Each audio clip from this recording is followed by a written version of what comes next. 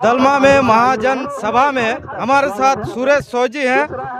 इनसे हम लोग बात कराएंगे आपको। सुरेश सोय जी, आज ये जो महासम्मेलन है आप किस तरह से देखते हैं, और यहाँ जो 135 गांव हैं उनके लिए क्या कुछ होगा? ये जो इको सेंसिटिव जोन अगर घोषित हुए हैं, ये पूरी तरह से इसके कब्जा में होते हैं। सबको पहले तो आपका इस चैनल देखने वालों को और आपका भी जोहार है, क्योंकि आप इस माध्यम से दूसरों तक संदेश पहुंचाते हैं। और झारखंड सरकार ने जिस इको सेंसिटिव जोन की आपने कहा, ये हम संविधान के अनुसार उनको समीक्षा करने का प्रयास करते हैं, क्योंकि संविधान सर्वोपरि है। संविधान का जो भाग 3 है, जो मौलिक अधिकार है, जो अनुच्छेद 12 से लेके आपका 32 तक है, उसमें जो भी अनुच्छेदें हैं राज्य सरकार या केंद्र सरकार किसी को भी उसको छीनने का या न्यून करने का अधिकार नहीं देता है।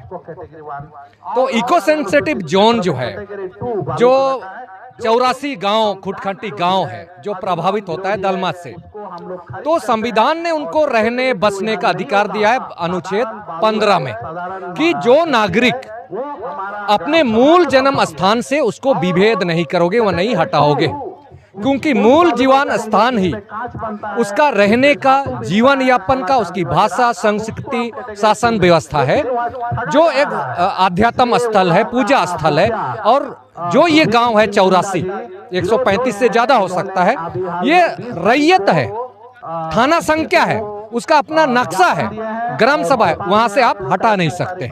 इसीलिए ये बिल्कुल इको सेंसिटिव जोन से यदि आप हटाने का प्रयास करते हो, असंवैधानिक होगा।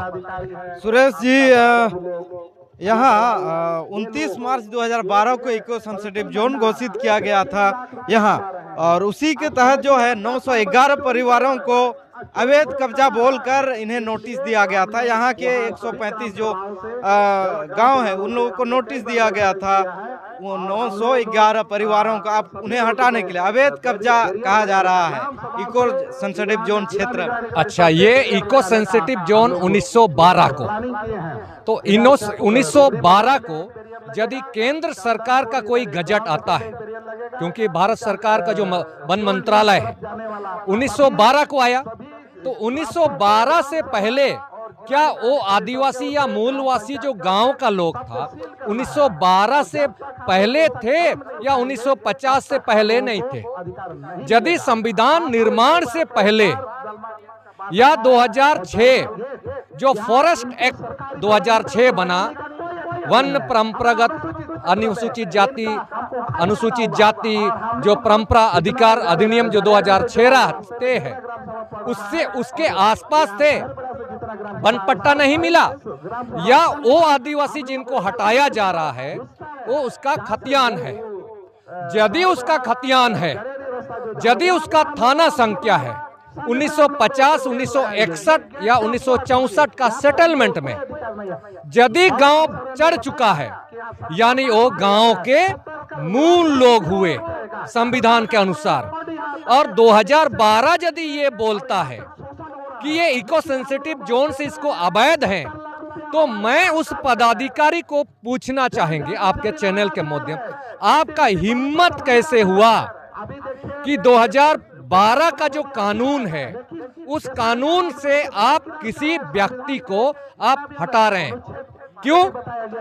क्योंकि 1912 से पहले यानी 2012 से पहले यहाँ पेशा कानून है 1996 में, तो 1996 के अनुसार वो तो ग्राम सभा का ज्यूरिडिक्शन एरिया है, तो जो विभाग वो तो लोक सेवा के नौकर है।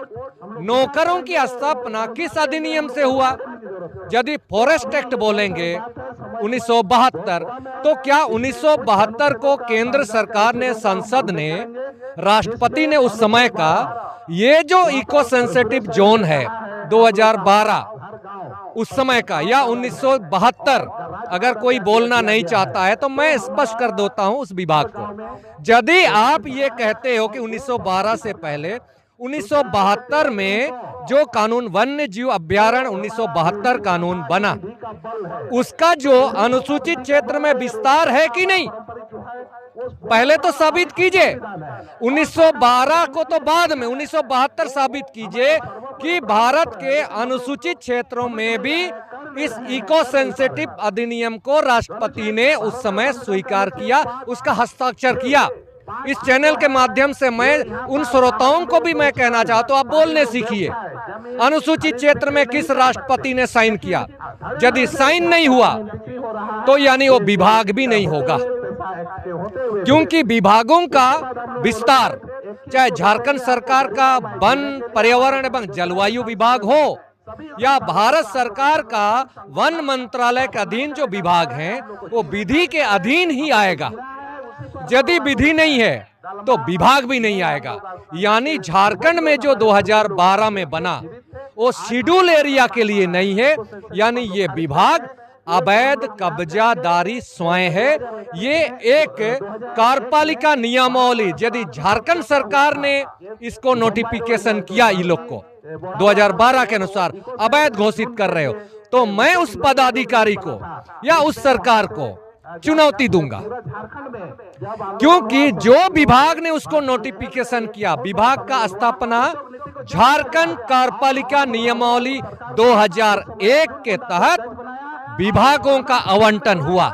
लेकिन झारखंड में अनुसूचित क्षेत्र में यह झारखंड कार्यपालिका नियमावली लागू नहीं होता है, यह सामान्य क्षेत्र में लागू होता है।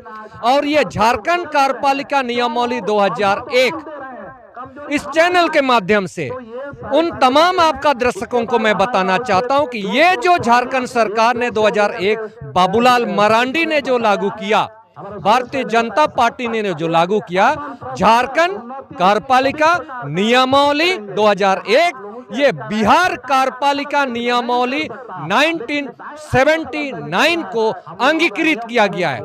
जबकि बिहार पहली अनुसूची का राज्य है और छोटानागपुर जो झारखंड हमारा 5वीं अनुसूची का राज्य है। ये असंवैधानिक विभाग है, ये अतिक्रमणकारी है, ये एक तरह से संविधान के उपबंधों से असंगत है। कारण 1979 को यदि बिहार कार्यपालिका नियमावली अनुच्छेद 166 सब क्लोज 3 द्वारा प्रदत्त शक्तियों का प्रयोग करते हुए उस समय बाबूलाल मरांडी की सरकार ने इसको अंगीकृत किया।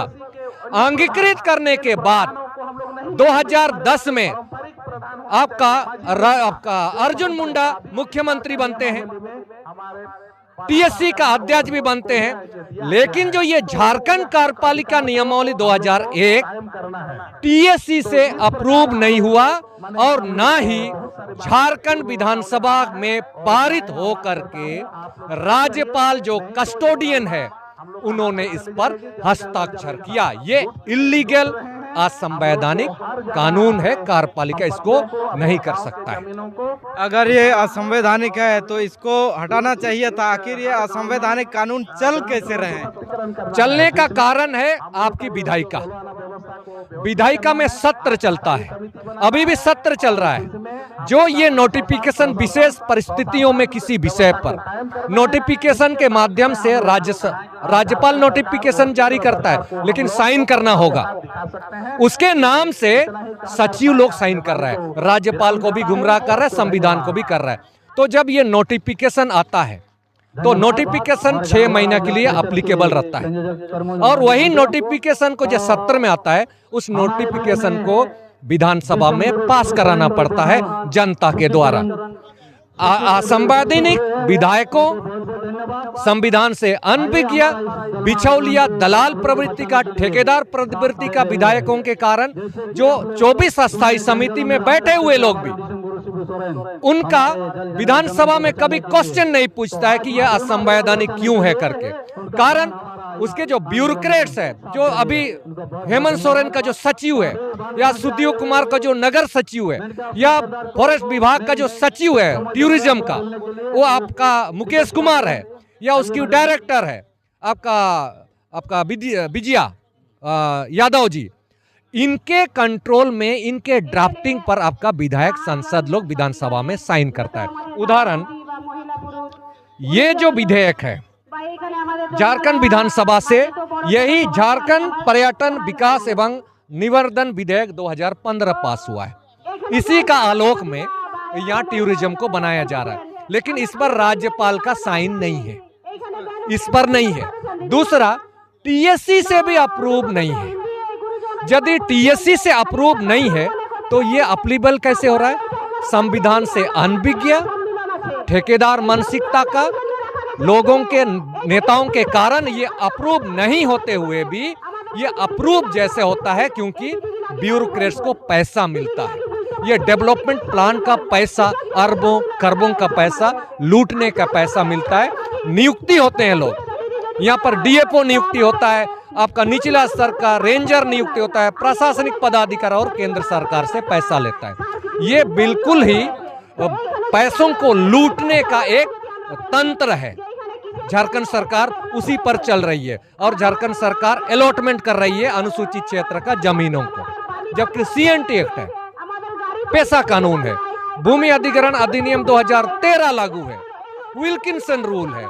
इन रूल्स के होते हुए भी संविधान से अनभिज्ञ राजनीतिक दल के नेता, आपको सत्ता उनको चाहिए, बीजेपी को आरोप लगाता है, सत्ता को हासिल करता है और बीजेपी का बनाया हुआ हर कानून को झारखंड मुक्ति मोर्चा कांग्रेस लागू कराती है, जैसे कि ये 2015 का मामला है। अभी इसको झारखंड मुक्ति मोर्चा सरकार ने खारिज किया या फिर इसी को चला रहा है।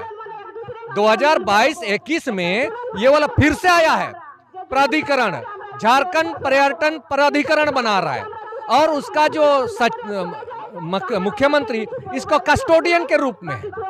ये एक प्रकार का तीनों चारों सारे मंत्रीगण संविधान से अनभिज्ञ, रुपए पैसों के लालच में संविधान को 5वीं अनुसूची को दरकिनार कर रहा है और कठपुतली के जैसे उनके जो चीफ सेक्रेटरी है, उनके जो डायरेक्टर हैं, उन डायरेक्टरों के दिशा निर्देश अनुसार काम कर रहे हैं। अनुसूचित क्षेत्र में नगर पालिका लागू नहीं है, नगर पालिका लागू कर रहा है। जहां अनुसूचित क्षेत्र में पंचायत राज अधिनियम लागू नहीं है, लागू करा दे रहा है। अनुसूचित क्षेत्र में भूमि अधिग्रहण लागू नहीं है, लागू करा दे रहा है। 5वीं अनुसूची में पेशा कानून लागू है, लागू नहीं करा रहा है। 5वीं अनुसूची में कोल्हान में विल्किंसन रूल लागू है, मुंडा मानकी लागू है, नहीं लागू करा रहा है। क्यों? क्योंकि ब्यूरोक्रेट्स में राजतंत्र काल के वो लोग बैठे हैं आज भी।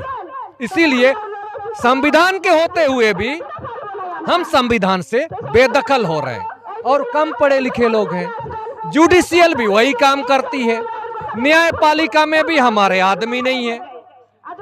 आपको 5 लाख रुपए सुप्रीम कोर्ट चाहिए, वहां से प्रशांत भूषण को लाइए, मनु सिंघवी की लाइए, कपिल सिब्बल को लाइए। अरे हम आदिवासी हैं, 2 वक्त का रोजी रोटी नहीं मिलता है, लेकिन संविधान अनुच्छेद 39 बोलता है कि निःशुल्क कोर्ट कचहरी आदिवासी लड़ सकता है, लेकिन कोर्ट में हमको लड़ने के लिए भी हम लोग को निःशुल्क आवंटन नहीं करता। यानी जुडिशियल भी सरकार के साथ मिली हुई है, विधायिका भी मिली हुई है, ब्यूरोक्रेट्स में मिला हुआ है। नाम के लिए हमारे संवैधानिक पदों पर बैठे हुए, चाहे जनजाति आयोग हो या पिछड़ी जाति आयोग हो, वो संवैधानिक पदों पर राजनीतिक पार्टी के कार्यकर्ता ही बैठे हुए, तो न्याय कैसे मिलेगा? और सर्वोच्च पद, राष्ट्रपति एक सर्वोच्च पद होता है, राज्यपाल एक सर्वोच्च पद होता है।